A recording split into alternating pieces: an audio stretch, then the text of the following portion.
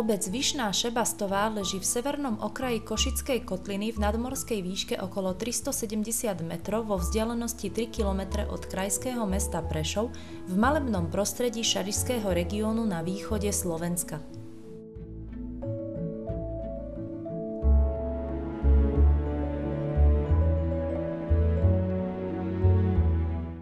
Asi 1 kilometr od Vyšnej Šebastovej leží jej osada Severná, ktorá sa kedysi nazývala Sengetou, bola miestom, kde osadníci klčovali lesy a pálili uhlie.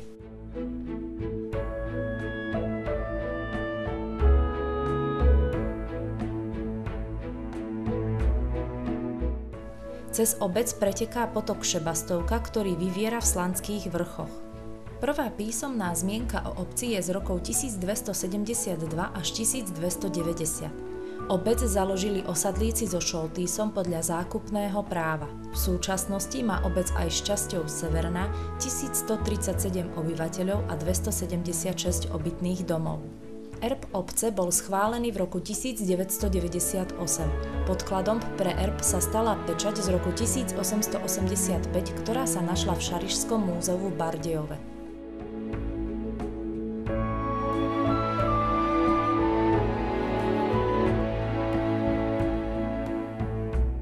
Najstaršou a zároveň najvýznamnejšou historickou pamiatkou obce je rímskokatolícky renesančný kostol z roku 1625 zasvetený svätej Kataríne Alexandrijskej. Kostol dala postaviť grófka Pálfy Katarína, vdova po Žigmundovi Forgáčovi. Koncom 18. storočia bol interiér kostola upravený z gotiky na renesanciu. V interiéri sa nachádzajú jeden hlavný a dva bočné oltáre.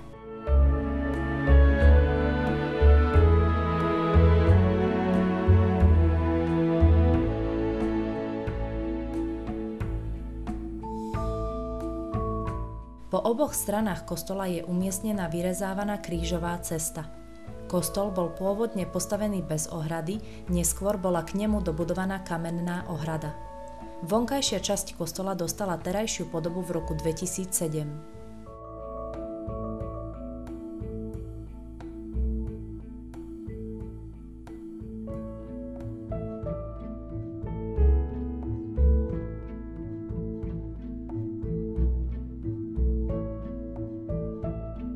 V blízkosti kostola bola vybudovaná ružencová záhrada, ktorá slúži k sláveniu svätých omší, spoločných pútí a sviatkov. Požehnaná bola v roku 2010.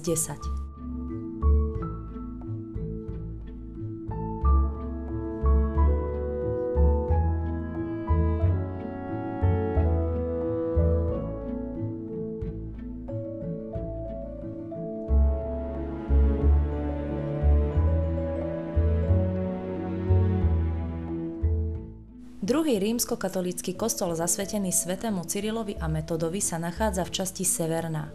Pochádza z roku 1968. Interiéru dominuje hlavný oltár s vyobrazením svätého Cyrila a Metoda. V roku 2009 prešiel kostol kompletnou rekonštrukciou a bol opäť posvätený.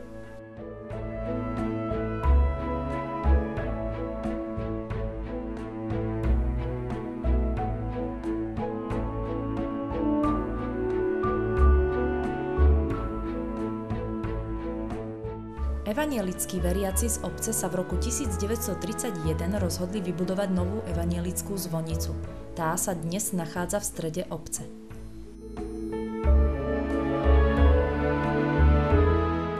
Administratívnym centrom obce je budova obecného úradu, ktorej rekonštrukcia bola ukončená v roku 2010. Nachádza sa tu sála kultúrneho domu, knižnica, ale aj počítačová miestnosť s pripojením na internet.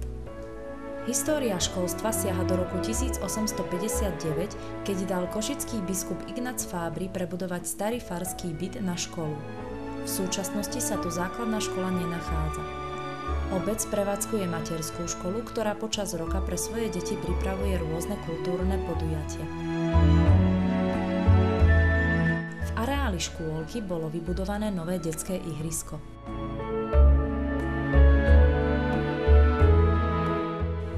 V blízkosti obce sa nachádza kameňolom Maglovec. V minulosti sa tu tesali krychly na mosty, neskôr sa tu lámal kameň na stavby. Vyťažený kameň sa používa na výrobu drveného kameniva pre výstavbu ciest do asfaltových a betónových zmesí. V súčasnosti zamestnáva viac ako 1/3 zamestnancov bývajúcich v obci Vyšná Šebastová.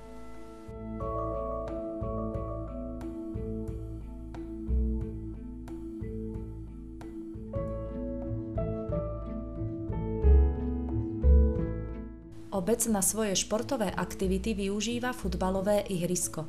Futbalový oddiel bol založený v roku 1956. V súčasnosti má mužstvo dospelých hráčov, dorastencov a žiakov.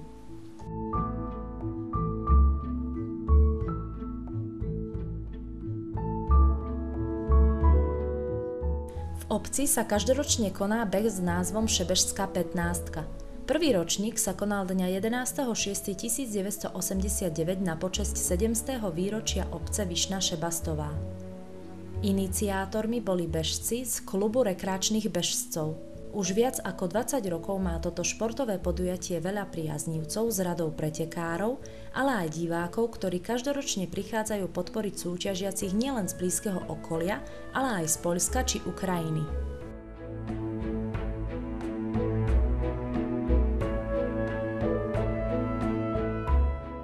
Pri príležitosti oslav 740. výročia prvej písomnej zmienky bolo v obci zorganizované kultúrne podujatie s názvom Dni obce Vyšná Šebastová. Program sa začal slávnostnou svetou omšou v Ružencovej záhrade a následne sa prítomní hostia presunuli do amfiteátra v blízkosti futbalového štadióna.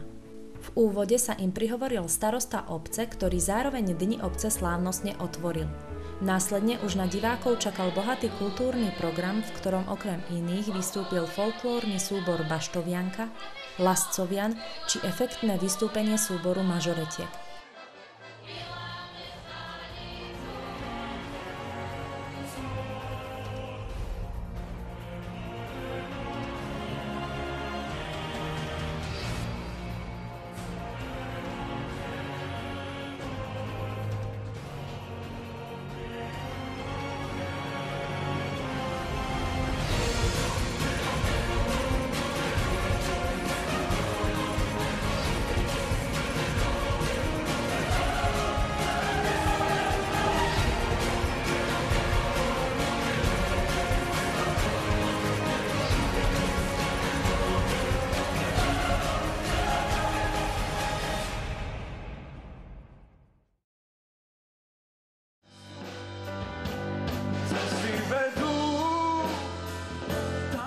Nasledujúci deň sa začal s už spomenutým športovým podujatím Šebežská 15, ktorý bol v závere spojený s vyhodnotením celej súťaže.